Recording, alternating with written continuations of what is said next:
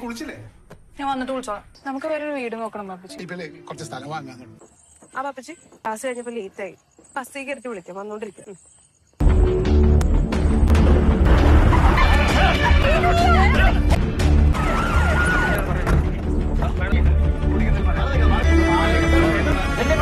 പിടിക്കപ്പെട്ട പെൺകുട്ടികളെല്ലാം തന്നെ നഗരജീവിത കത്തികളാണെന്നുള്ളതാണ് പോലീസിന്റെ ആദ്യ വിവരം. കൂടുതൽ വിവരങ്ങൾ ലഭ്യമായി വരുന്നതേ ഉള്ളൂ.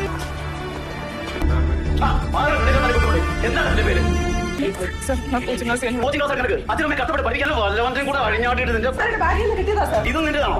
അവിടെ പരിശോധിക്കോ എന്താ കളിക്കാതെ ഹോസ്പിറ്റലിൽ കൊണ്ടുപോകാനൊക്കെ ഇമ്മോറൽ ട്രാഫിക്കാണ് സാർ. കൺഫേം ചെയ്ത അതിനുശേഷം അറസ്റ്റ് ചെയ്തു. ആ ക്ലിനിക്കിന് ആരെയും വിളിച്ചൊന്ന് കാണിച്ചു. എന്താണോ ഇത്? ആരാ ശമ്പളം തരുന്നത്? സർക്കാരോ? നമ്മുടെ സമൂഹം വളരെയധികം